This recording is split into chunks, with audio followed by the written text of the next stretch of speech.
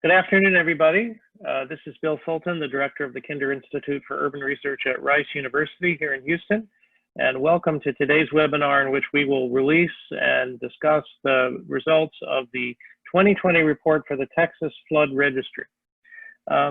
Rice University, the Environmental Defense Fund, and health departments along the Gulf Coast region launched the Texas Flood Registry, an online survey in 2018 after Hurricane Harvey. The year after Hurricane Harvey. It was the first of its kind, first registry of its kind to collect community data to systematically track the long-term impacts of major storms such as Hurricane Harvey and Tropical Storm Imelda. And we're all very familiar here in Houston with storms and may be more familiar with it after tonight. The goal was to develop solutions to help people in the aftermath of future large-scale weather disasters. So today's webinar, as I said, will present the findings from the Texas Flood Registry's 2020 report, and then have a panel discussion with some of the collaborators on the registry. So we'd like to thank everybody for making the time to be here. We want to thank our community partners. We want to thank the many thousands of people who have taken the time to fill out a survey, and we want to thank you, our webinar attendees today. It's great to have you with us. After the presentation by Dr. Ensor and after the panel discussion, we'll have a Q&A time with the viewers. If you have questions, please go down to the Q&A box, not the chat box, but the Q&A box, and type your question in there. You can also help to move questions up the list by liking questions. We'll probably ask the most liked question, the ones with the most likes first. You've probably participated in this before. So to kick this off and to give us a summary and a preview of the 2020 Texas Flood Registry report, I'd like to introduce Dr. Catherine Ensor, Director of the Kinder Institute's Urban Data Platform. Kathy, thanks for being with us today. Thank you, Bill. Let me share my screen.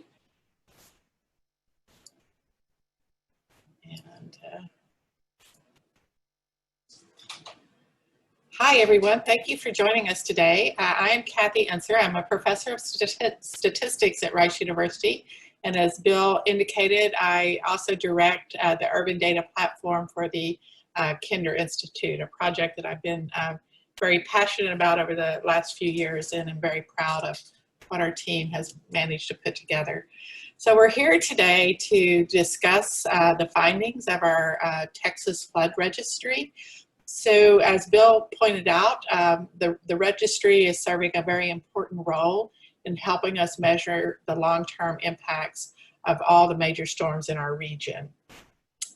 And so this is our most recent report, and again, it is a bit of irony that we release it today as we're all preparing ourselves for Laura, and hopefully for everything going well over the next few days. So here is an example of all of our partners, and you can see that we really do have strong partnerships, both from a large geographic region. And the goal of the Texas Flood Registry is to understand the health and housing impacts of major storms. It is important to point out that we do have significant funding from the Cullen Trust for Healthcare, Environmental Defense Fund, and the National Institutes of Health for this registry, as well as all of the in-kind support that's provided by the numerous partners that we have for this effort. So the motivation is to identify and track the long-term health and housing impacts of major storms. If you look at the graphic, this is provided by, I believe, from NOAA.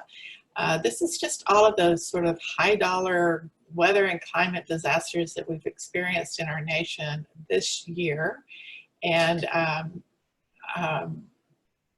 so these severe weather events really do impact us, physically, mentally, economically.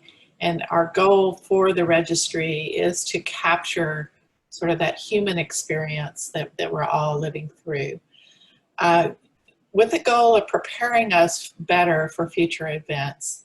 And The way that the registry is built is actually built so that we can immediately scale and transport it to other situations and locations. So it is a technology that could be basically, accessible to all of the United States, for example. Okay, so the information from the registry sits on the Urban Data Platform. And so to learn more about the Urban Data Platform, check out kinderudp.org, and you'll immediately see all of the data and information that we are gathering about the greater Houston area and archiving for our purposes to better understand our region. So the UDP is a data library and a secure computing environment focused on our region, and it's part of the Kinder Institute for Urban Research at Rice, which Bill leads. This survey runs from a secure HIPAA-compliant web server, so the personal information that we are gathering on individuals is as secure can be. The survey data is encrypted and stored securely on the UDP server. Any access to this data must follow all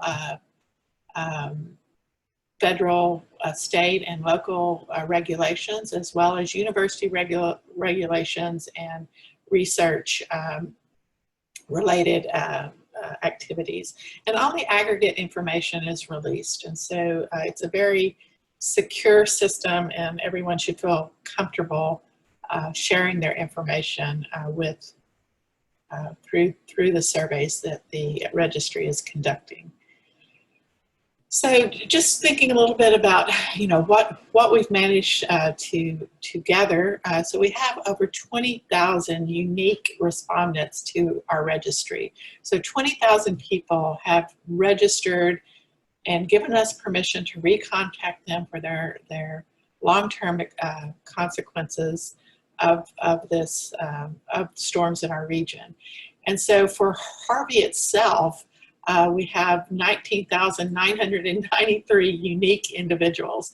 And so a unique individual, so that's one person in a household, but we're asking questions about the household in addition to that individual person. And if you think on average that households are usually maybe 3 people households, so we're really capturing the voice of roughly 60,000 people in our region. And you'll notice that there's a great geographic extent for the Harvey registry, for example. So recognizing that maybe we initially started with a Houston-Harris County focus, but this is regional, and the registry itself is statewide. And so we're very proud of the fact that we have strong participation from Victoria over to Baytown, and just covering the really wide region that we have. So we're going to focus today on 3 storms. As first, Hurricane Harvey, which was the initiation of this registry. But then we also recognize that it's not a one-storm event. We're continuously, living in the Gulf Coast is fantastic, but challenging at times. And as we know, this evening may be one of those times. But we want to capture the aspects of all the storms that we experience. And so we do have surveys in place for the storms and flooding that took place in I think it was May 8th through 10th, roughly, of 2019, and then also Tropical Storm Imelda, which was September of 2019. So for the May storm, we have roughly 3,500 people that have responded to that survey, and for the Imelda storm, we have roughly 1,400 people. And so it's important to keep in mind these numbers as we're going through the results. And again, if you think of every individual is really speaking for a household on average of 3 people, then you can see that we're really capturing a large voice from our community. Let's see. All right, so just trying to move people out of the way so I can actually see the slide. So, all right, so let's talk about some of the impacts that we've observed. Again, all of our percentages are based on the people who've registered with our system and completed a survey. So if we look at Hurricane Harvey, you know, as we know, it was a huge flooding event, and approximately 44% of our respondents did have flooded homes, but another 60% contacted floodwater. And then we can also see that roughly 50% of our respondents had income loss and a large percentage with vehicle damage. It's when we really dug into the Hurricane Harvey data, one point that we learned was that, you know, individuals contacting floodwater had a higher probability of an adverse health event. And so we want to keep that in mind as we think about flooding in our region. So the May storms and the tropical storm Imelda also had a higher impact. What's interesting about Imelda, for example, if we look again at the income loss, we had a higher percentage of people indicating a loss of income than those that were actually flooded. So that indicates that, it's not just the individuals whose homes are flooded. That's definitely, they're impacted, but it's the community is impacted more broadly. And again, in Imelda, at least a fourth of the people were in contact with floodwater.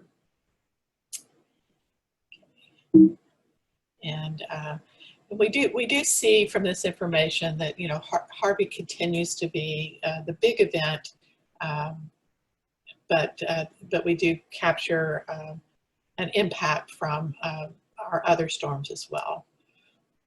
Okay, so if we move to our physical health,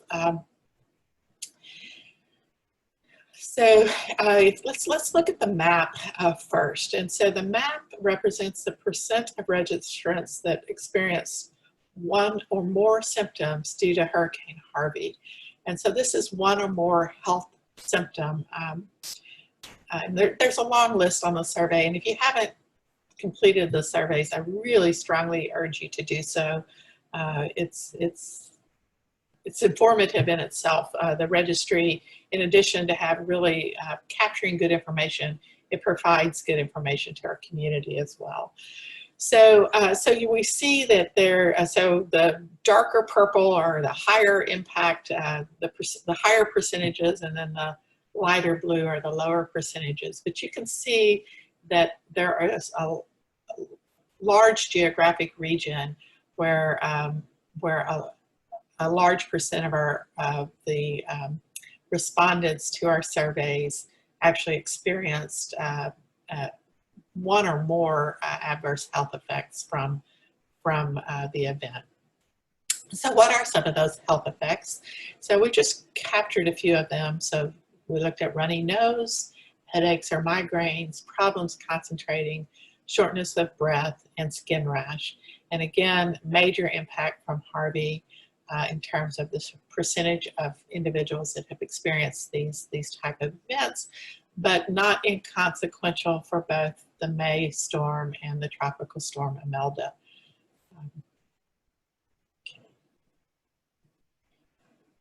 So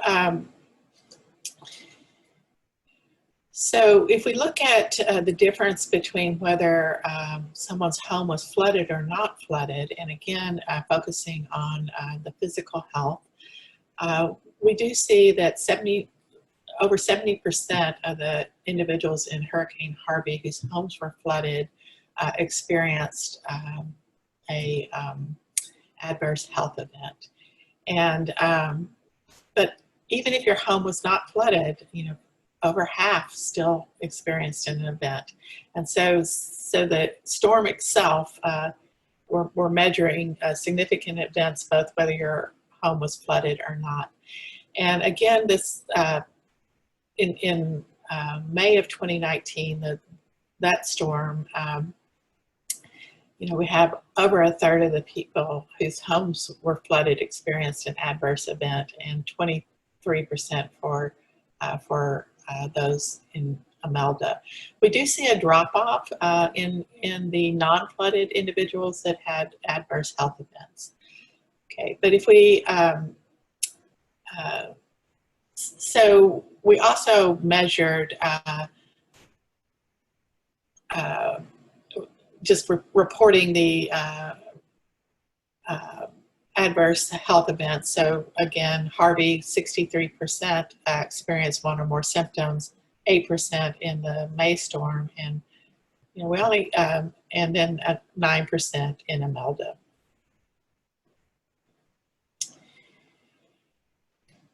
Okay, so moving from physical health to mental health, again, focusing first on the map of the region. The map represents the percent of our respondents that indicate Hurricane Harvey was a severe impact to them. And so the impact of the storm, but what we mean by this, that there's a suite of roughly 15 questions, mental health questions that individuals answer, and then collectively their answers to those questions translate into sort of the mental health assessment impact on their mental health. And the severe impact is the highest impact, and you know, can be associated with individuals being diagnosed with PTSD. And so again, we do see that, so the dark region, roughly the 50% region,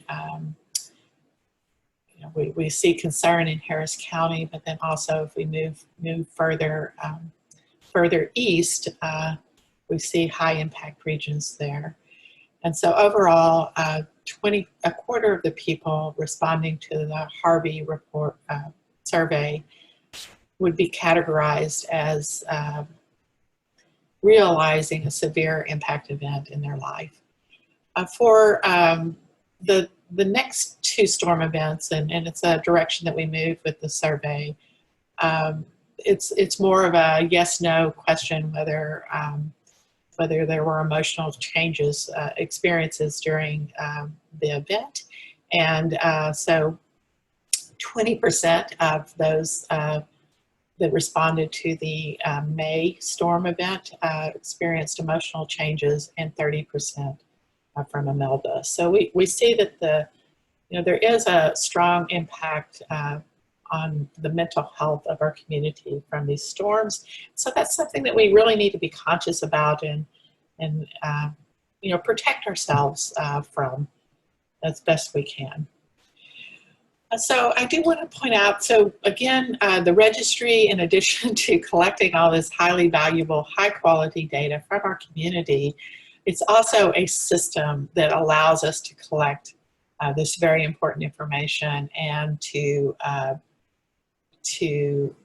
store it in a secure fashion and to share it appropriately with the health departments and researchers in the region that are concerned about our communities.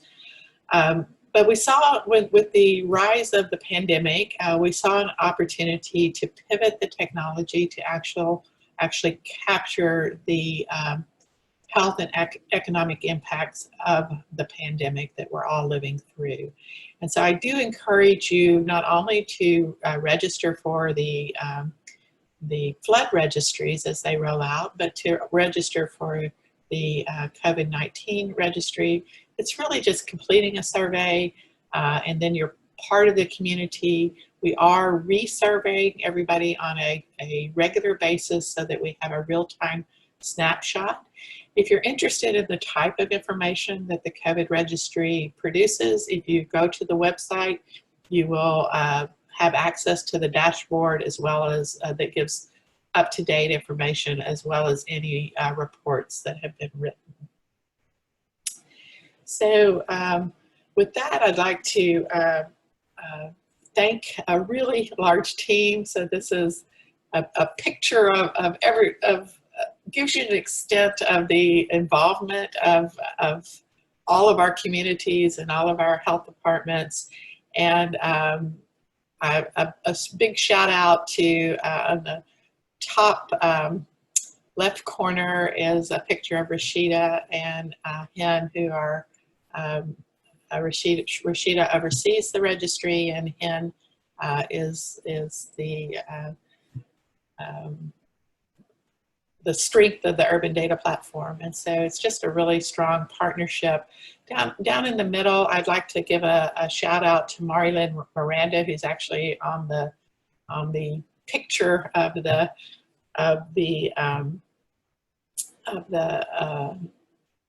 interview, and she is heads up the Children's Environmental Health Initiative, and they're the primary shepherders of this important activity.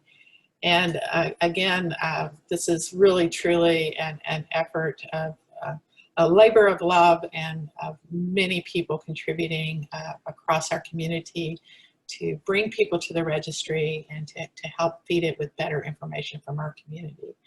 And so with that, I will stop and turn it back over to Bill. Well, thanks very much, Kathy, and thank you for that. Thank you for that summary of what we found. If we could, I think are we gonna go back to just the panelists now? There we go. Good. Let me just introduce the panelists and other folks we have. I'll introduce you all first. Then we'll ask you to each say a few words, and I might ask a question or two, and then we'll all go to audience Q&A. And remember, if you have a question, put it in the Q&A box down at the bottom. We already have one question, which I think might be able to be answered, Joelle, simply by typing into the box. So just to introduce everyone, we have Jena West, the Deputy Emergency Management Coordinator with the Victoria Office of Emergency Management. Jena, thank you for being with us today. And I know it's kind of, if you're in the emergency management business, it's kind of a busy day. So we really appreciate your being here. Also now from the Public Health Emergency Preparedness, from the Corpus Christi Public Health District, the Public Health Emergency Preparedness Manager, Moriam I'm sorry, I knew I was going to screw that up. Ojelade. Moriam, thank you for being with us today, and thank you for being safe. We also have Dr. Elena Craft from the Environmental Defense Fund. Elena, thanks for being with us today. The Texas Parks and Wildlife Department couldn't be with us today, but Joelle Canales, who's the Community Outreach Coordinator for the Texas Flood Registry, is going to make some remarks on behalf of the Parks and Wildlife Department.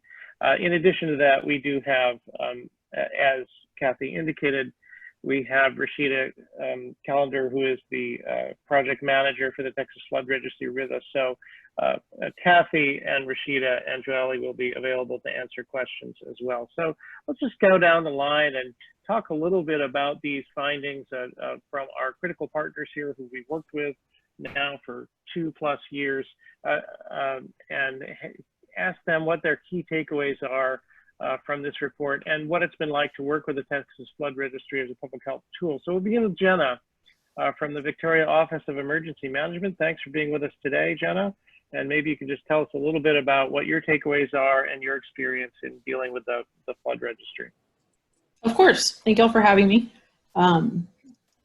Victoria OEM, or the Office of Emergency Management in particular, wanted to really focus on two things. I know, looking from a public health perspective, and with the data that we have compiled from the registry itself, along with the COVID-19 registry, and just moving forward, some of the health impacts that were previously mentioned, we're looking to try and gauge how those survivors are coping with not necessarily the inability, but just not being able to access some of those recovery resources, whether it be from a public health standpoint, a financial standpoint, things like that, that could have that negative impact on them, and how we can better help them move through that recovery process. As I know, especially in the Houston area, but definitely here in Victoria as well, we still have some of those unmet needs cases open with our long-term recovery groups and some of the agencies that are doing some of that case management. And looking forward, we're trying to identify some of those capabilities that those involved agencies have and trying to compile that data in addition to the data that we have from the registry at those particular stages in preparedness, response, and recovery to see where we can try and fit those capabilities into those unmet needs. For example, just to create guidelines, which I know our Victoria County Long-Term Recovery Group, along with our COAD, or our Community Organizations Active in Disaster, we're looking at a lot of different components from an all hazards approach. I know we are talking specifically about severe weather or storms right now, but looking at what they can provide on a sunny day and what they may be able to provide on a rainy day as well. And for example, like our American Red Cross, what kind of capabilities do they have and what can they bring to the table from either a public health standpoint or a mental health standpoint, and where can those pieces fit in with emergency management functions from the preparedness, response, and recovery capacities. Second thing that we're looking at is to utilize the information from the registry when working with the short-term, intermediate, and long-term recovery resources, not only from the local level, like our long-term recovery group and our COAD, but the state and national standpoint as well. So things like Samaritan's Purse, just the different national organizations that have come down to the South Texas area to help us in situations like Hurricane Harvey, and how they can help us from their particular standpoint to identify, mitigate, and ultimately prevent some of those identified health impacts, whether it be from a public health standpoint or a mental health standpoint. And moving forward, utilizing those resources that they have that we may not have identified during Harvey or any other severe weather incidents that we've had, and utilizing those particular agencies for plans and guidelines, like I was saying, is to create some guidelines for like our long-term recovery groups moving forward, to expand on things like our recovery annex and our emergency operations plans, which I know almost every city and county has one. It just depends on all of what kind of information you have in it. I do know, speaking from an emergency management standpoint, we're trying to get as much information into that plan as we can, because of course it is only as functional as the individuals or the entities that are responsible for executing that plan. And so really getting those guidelines to kind of work together as a system with our emergency operations plans, to where when we're in preparedness or response mode, if you will, from a local city, county, or state perspective, when we're handing off that baton to a recovery agency or a long-term recovery group or something like that, it is a lot more of a seamless process, and it gives those survivors and those community members a even more comforting sense whenever they're going through that recovery process, because as we can see through the data, that there are a lot of adverse mental health and sometimes public health aspects that come along with disaster recovery, whether it be from a severe weather event or just anything like a large structure fire, an apartment fire. And really getting those pieces moving when we are handing off that baton, if you will.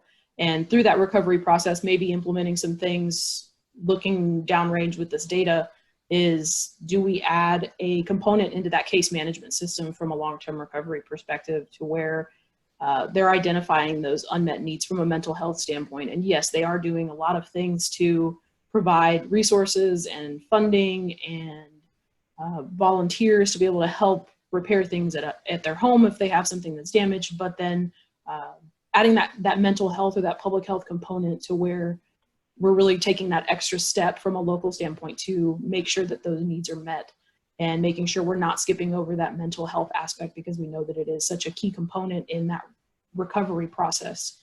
And moving forward with that emergency operations plans and the guidelines is also including those different organizations, whether it be our long-term recovery group or our COAD, which is our Community Organizations Active in Disaster, or any of those entities that have some skin in the game, if you will, to help us with the mitigation action plan that we have, to where we're trying to identify what kind of predetermined mitigation actions we can have. And I know usually when we're thinking about those kind of planning efforts, we're thinking, is there a rural water source for our fire department to be able to fight a fire in a place where they don't have that water source? But we always have to think outside that box. And I know, thinking now with COVID-19, public health departments identifying things like automatic doors instead of creating high-touch areas for sanitation, or how can they implement that mental health counseling, or just making sure that they're taking that extra step in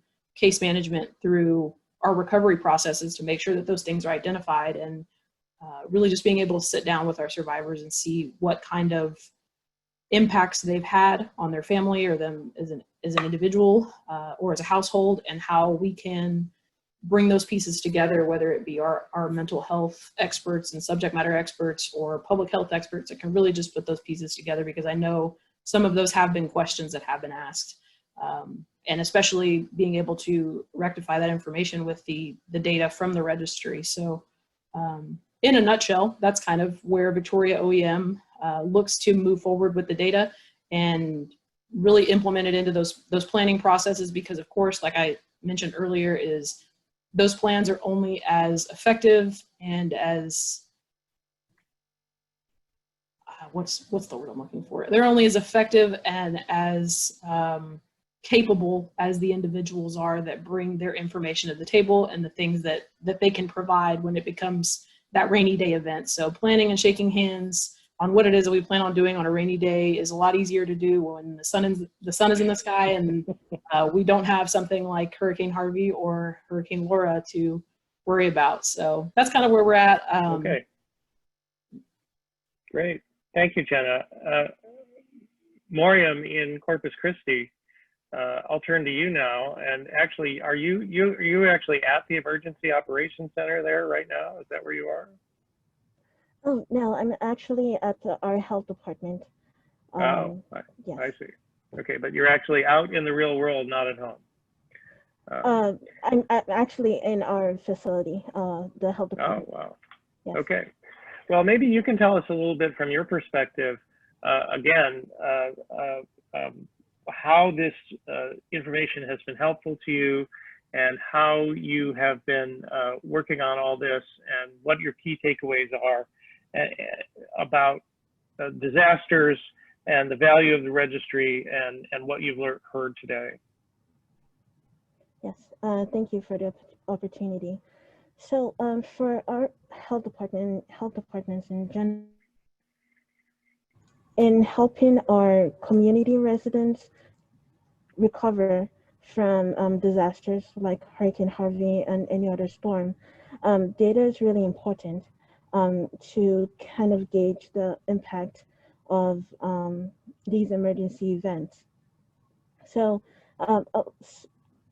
one thing that is really great about the registry is that it touches upon a lot of the challenges that come up when an emergency event hits, like a hurricane.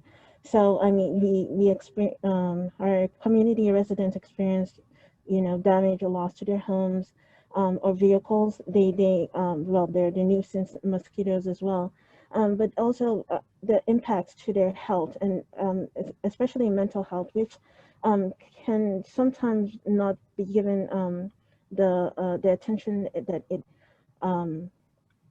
it needs. And so one very important insight for us, based from the data provided by the Texas Flood Registry, is the mental impact of of Hurricane Harvey even 3 years later. So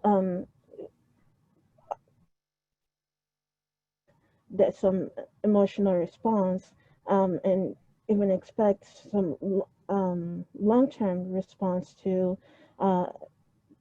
such a impactful event, but seeing it represented by data is really important, and it just really reiterates the reasoning behind further developing our relationships with our behavioral health partners, community partners. So that is something that we have been increasingly, we've increased our development of the relationships with our behavioral health partners, so that we can be able to refer our residents to these resources. And so in general, I mean, overall, it just highlights the very great need to develop these relationships with our community partners that actually offer those resources to our residents. Okay, and so you're saying, among other things, you've been surprised, partly as a result of what the registry revealed, that there's been a high level of, I guess you might call it, emotional impact or emotional distress and mental health issues, even years after Hurricane Harvey. And yes, to the extent of it, yeah, the extent of the impact, yes, that was something definitely to that caught my attention. okay. Well, I definitely want to come back to that. Ojelade Canales, who is with the Texas Flood Registry, is with us. She is the community outreach coordinator. As we said, Parks and Wildlife Department couldn't be with us today, but Ojelade, I believe, has some comments that she's going to convey from the Parks and Wildlife Department about the registry and about what their takeaways are. Ojelade, is that right? Yes, thanks, Bill. Good afternoon. So unfortunately, our partners at the Texas Parks and Wildlife Department were unable to join us due to Hurricane Laura heading our way. However, they did provide a couple of takeaways from the report, and I'll be going over those right now. So the Texas Parks and Wildlife Department is committed to the registry as it provides vital information for their department that can help all Texans safe. Two of the key takeaways from the report were the extended exposure to the elements during a flooding event, and them leading to physical health impacts. So this is important for the Texas Parks and Wildlife Department, just because as first responders, it is easy to lose track of the hours they spend in an affected area after a disaster. And the information within the registry will assist the leaders of their organization with planning that provides appropriate relief and support for their first responders. And secondly, the level of mental health impacts for those who have experienced great loss shows with every new event, regardless of the impact. So this is important for their organization, just because as members of their organization, oftentimes our first responders, they activate search and rescue missions who are also members of the community. And they've also suffered great loss because of current and prior flooding events. Okay, that's good. Thank you very much. I'd like to turn now to Dr. Elena Craft from the Environmental Defense Fund. Elena, first of all, thanks for EDF's support of this project. You've been very involved in this project and many environmental health efforts in the Houston area. Please tell me what your takeaways are and what in your view the value of the registry is at this point. Well, thanks so much, Bill, and thanks for hosting this webinar. I think obviously it could not be more timely, given that we're at the 3-year anniversary of Hurricane Harvey and with the impending Hurricane Laura on the way. I guess first off, I would just comment that at Environmental Defense Fund, we wanted to be involved in a significant and meaningful way on this effort, because we recognize that these kinds of events are happening more frequently and with higher intensity than we've ever seen before. I think that's evident, you know, as we speak, the catastrophic damage that is expected tonight. I think the word was unsurvivable storm surge. So we see these events just increasing in severity and frequency.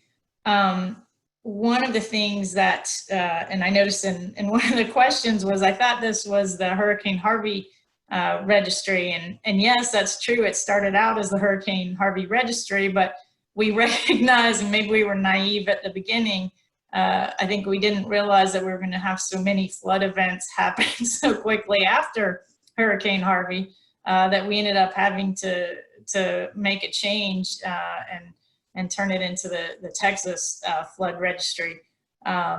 Obviously then COVID hit, and then we thought, well, maybe we shouldn't be calling it a flood registry. We should be calling it a disaster registry. So we just, you know, continue to see these incidents of various sorts, and we recognize that at the heart of this is the role that the environment plays, especially with regard to a changing climate. In terms of some of the exposures that we were trying to track, one of the things that we often see after these major flood events is large, unscheduled, or unpermitted releases of contaminants from different facilities or industries in the aftermath of a storm due to either damage to the facility or trying to engage in startup or shut down operations quickly. And just as a statistic, in the week after Hurricane Harvey, we saw approximately 6 months worth of unpermitted or unscheduled releases of harmful air toxics. Those are compounds like benzene, for example. We saw as much in the weeks after Hurricane Harvey as we typically see in 6 months. Is that what you said? Correct. Yes. Wow.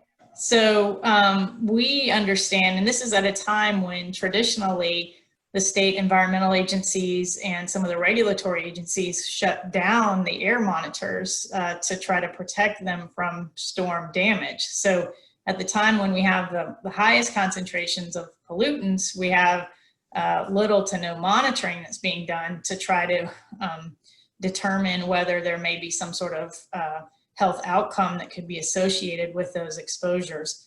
And so that's one of the reasons why we felt like a registry of this nature was important, not only to collect the housing, the health information, but also the housing information as well. A key element of exposure after these kinds of events oftentimes occur as folks are trying to rebuild, they're trying to clean up after a home has been flooded, they're mucking out, you know, basement, or maybe not basements, but areas of the home and exposures that occur in the process of trying to rebuild.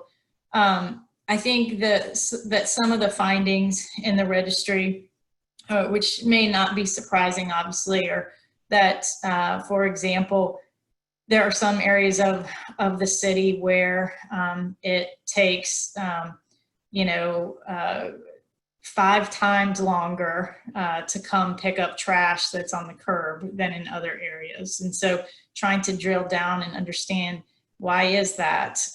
What are, you know, are there examples or are there incidents of environmental racism that surface in the aftermath of some of these flood events? And I think oftentimes, unfortunately, we see those issues. And so this is a way to try to help understand more about where there might be those kinds of issues occurring and figuring out a clear path forward to addressing and mitigating those issues. In terms of, I think the other element of this for us is that, you know, it's not just what happens in the 2 or 3 weeks after a storm that's important. It's what happens in the months and years after a storm. And so tracking those kinds of health impacts over time is extraordinarily important. Oftentimes those mental health issues, someone may lose a vehicle in a storm that might have been their method of getting to work. So then now they don't have a job. And so there's a snowball effect that can occur. And particularly we see, you know, low income minority communities hit the hardest, as you might imagine. One, I guess, other note that I'll mention is that we wanted to build, the Flood Registry was actually a really nice platform for us to launch the COVID Registry. We launched the COVID Registry because we recognized that there wasn't a good way to try to get a handle on the infection rates, how well social distancing initiatives were working, those kinds of data points with the existing framework as we had it in Houston. If you remember, Houston was one of the last cities to even report demographic information around who had or had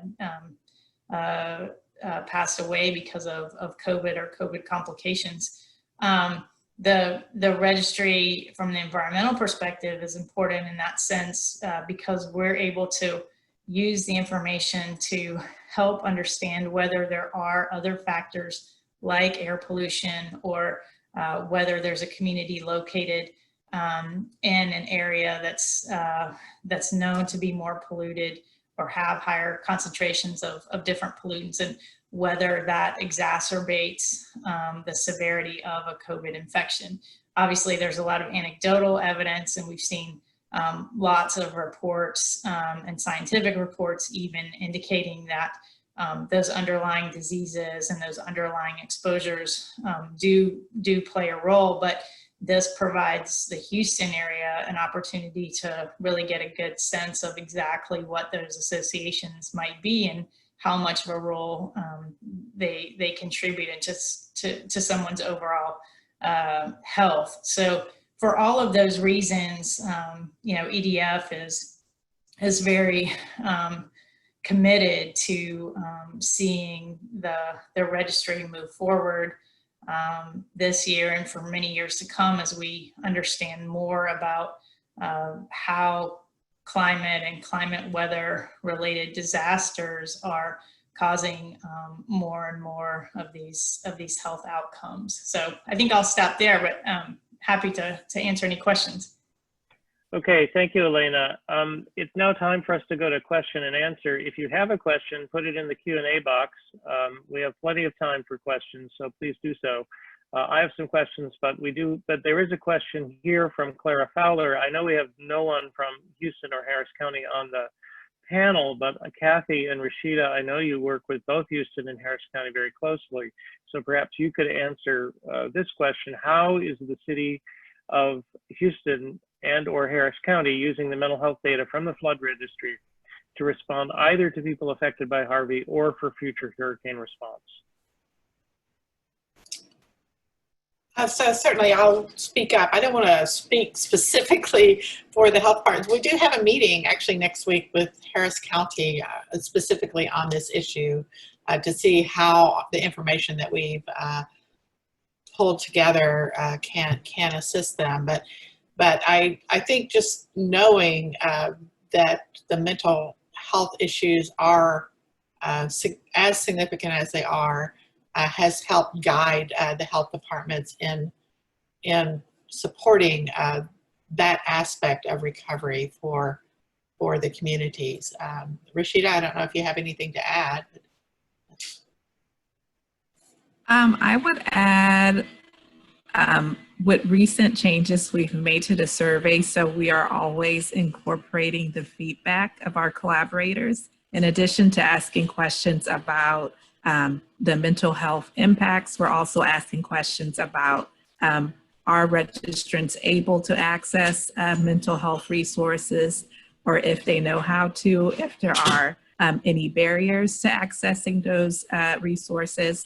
So looking at that information together moving forward and having that available for the health departments is one of the ways that we're working with it. Looks like you froze up there, Rashida, but I think we heard that. I think we heard. Oh, she's back. Oh no! When did I freeze? Right at the very end, we heard everything you said. Okay, you heard everything. Okay.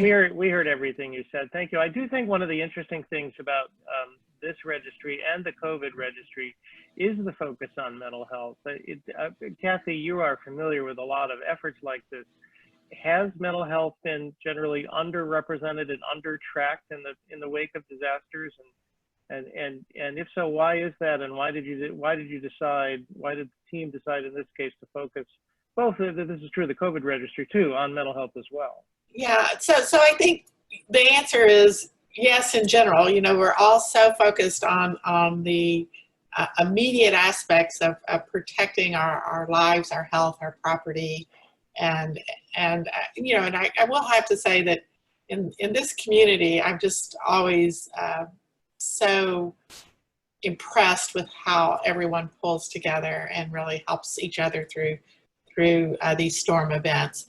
But the questions around mental health, where else would we be able to capture that information? And so you know, we can measure whether your house is flooded. We can you know, we have satellite imagery that tells us everything that happens to our physical infrastructure and how quickly we can recover. But we don't have other mechanisms to measure sort of the mental health. And so that's an incredibly important aspect of what the registry pulls together. Okay. It's hard to, yeah, there's no easy measurement of the emotions, even if there is of the physical. Hunter Merrow asks, and I'll, again, this Kathy or Rashida, what will happen to with the registry moving forward? Will there be future expanses, a larger scope?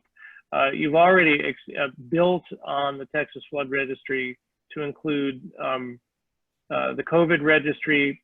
Presumably, you will be reaching out to encourage victims of Hurricane Laura to participate in the future. What does the future hold? So let me answer first, and then Rashida, please do join in as well. But you know, the focus is on the flood registry and the state of Texas. The technology is not limited to this focus.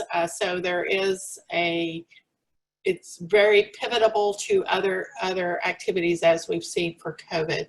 But in terms of the infrastructure, in terms of the community that we've built, the Texas Flood Registry is not just the registry itself, but it's all the involvements of the health departments and the Environmental Defense Fund, Texas Wildlife. So it's a community who's ready to use and receive the information, not only helping to attract people to the registry, but to receive the information so that it's useful. So in that extent, I can see a continued focus on the Texas Flood Registry. The technology and the team is prepared to roll out a new survey for each major storm. And yes, we are prepared for Laura.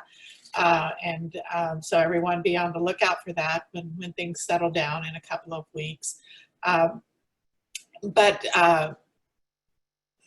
So that will continue to be a core focus.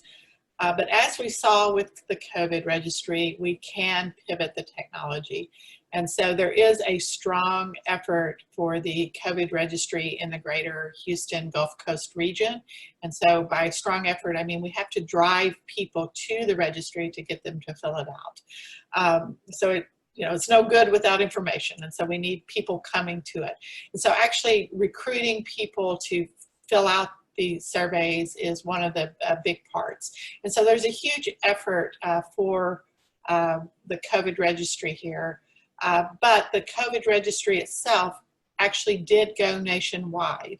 And so it's already has respondents from all over, from coast to coast, but again, with a primary focus here.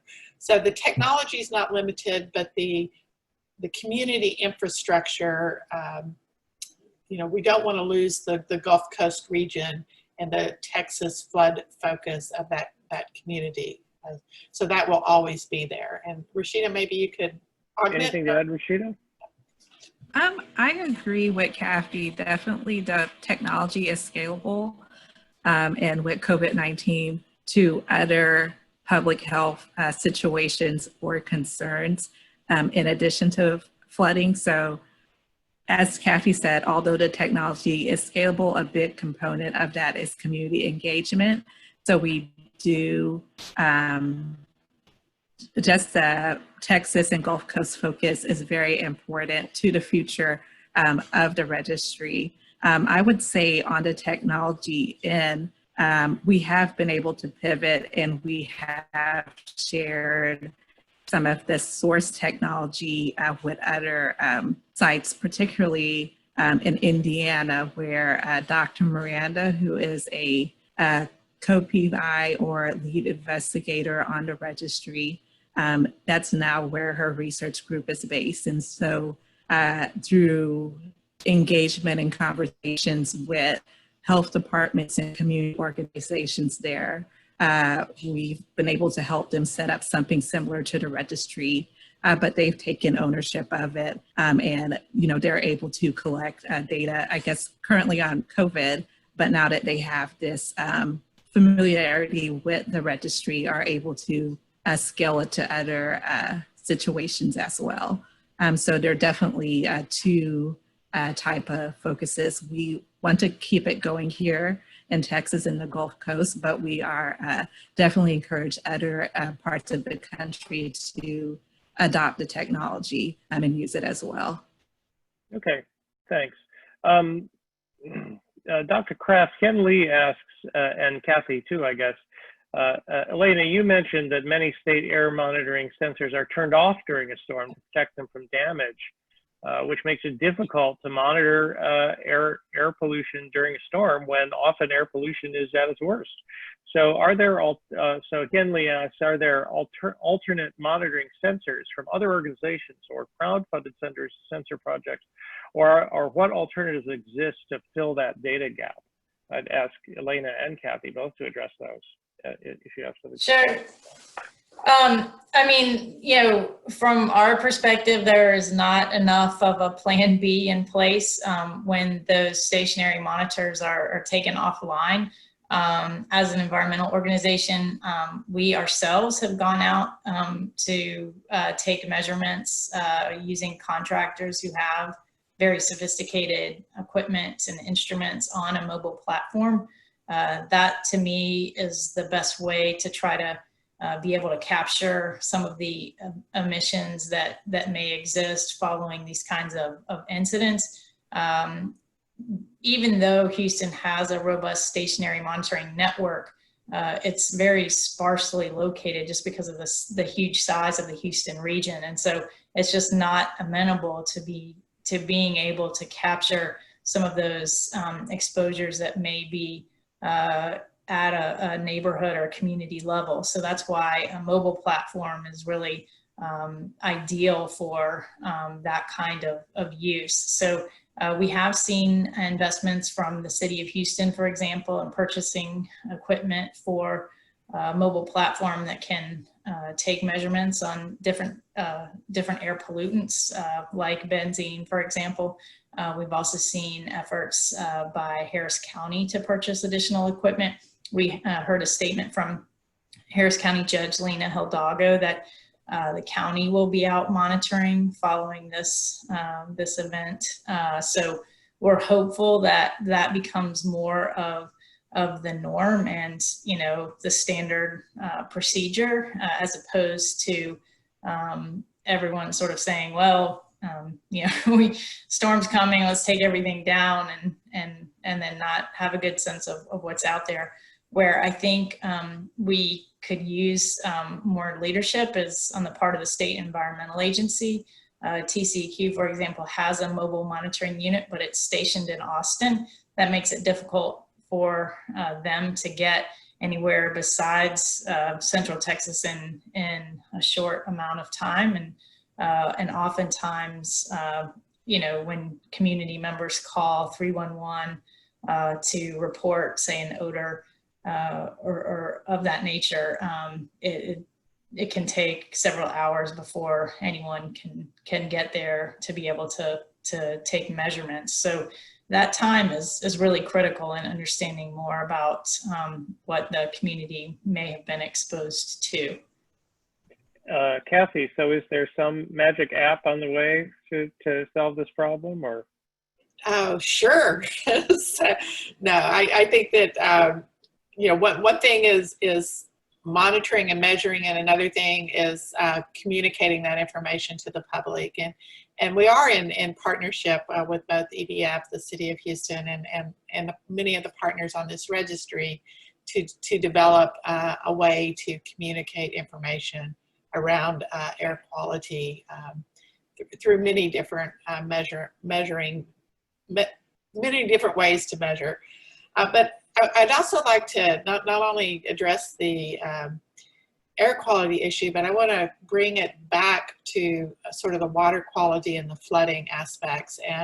And so one finding that we did confirm from our registry information is that contact with flood water does have and increases one's risk of having an adverse health event. And so we really do need to keep that in mind as we're managing ourselves through this next event, that to the extent possible, you know, avoid the floodwaters.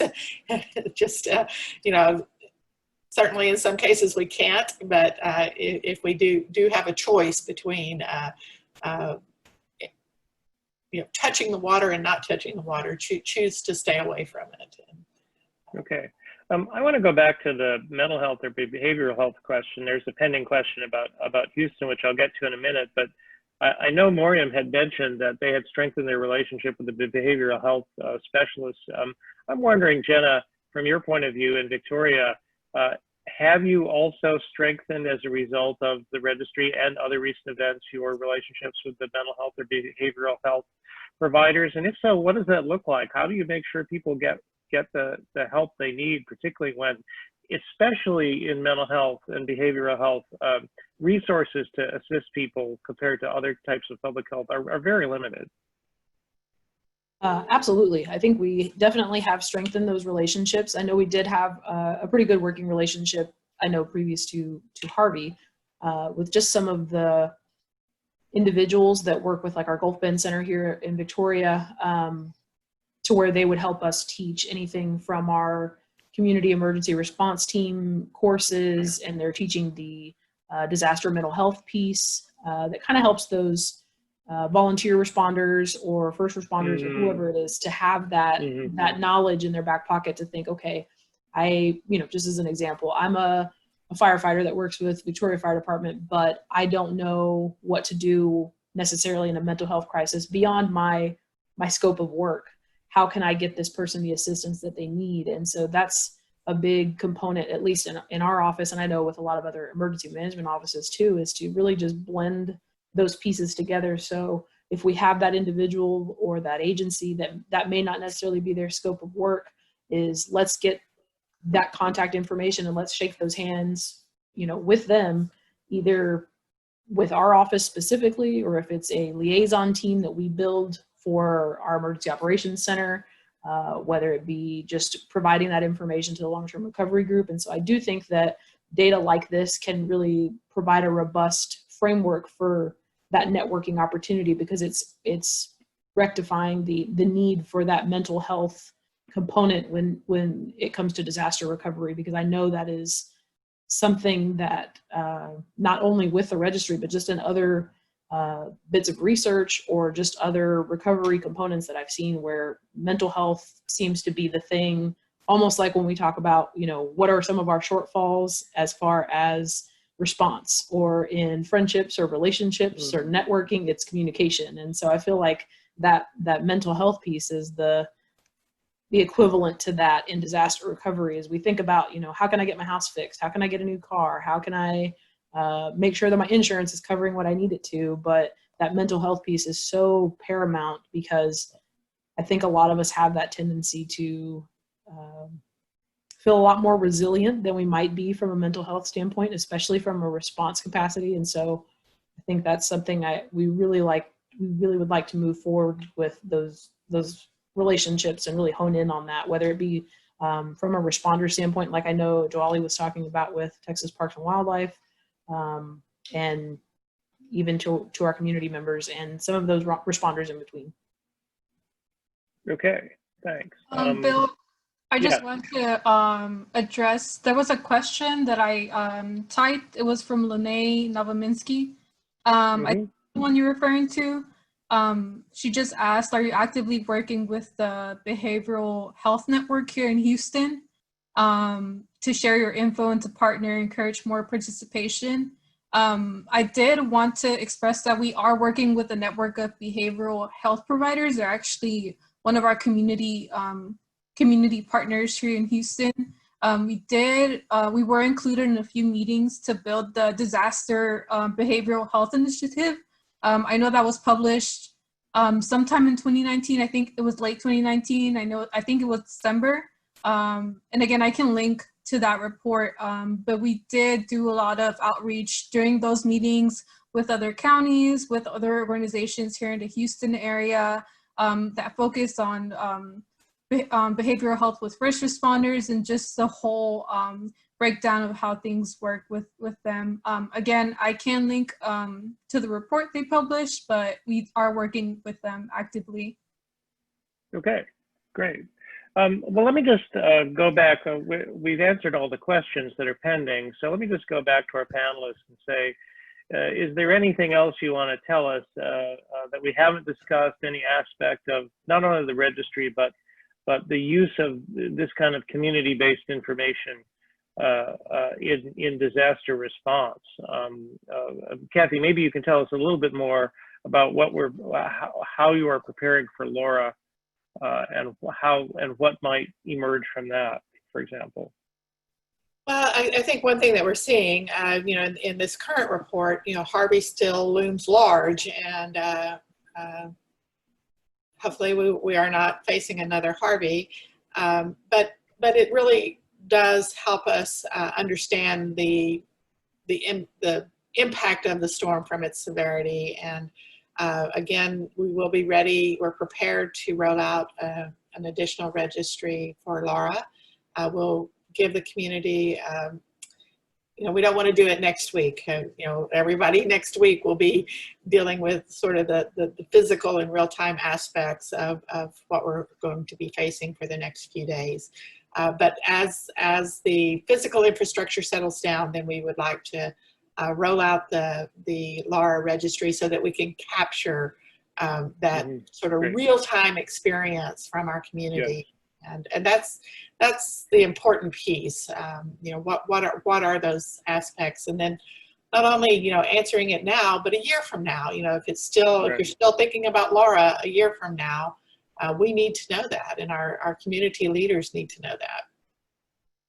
Okay, I just want to point out that in the chat box, again, Lene Novominsky has pointed out that JFS Houston, I assume that means Jewish Family Services, teaches a mental health first aid program to first responders and also responders after the shooting at the high school, and trains the trainers. So thanks very much for that.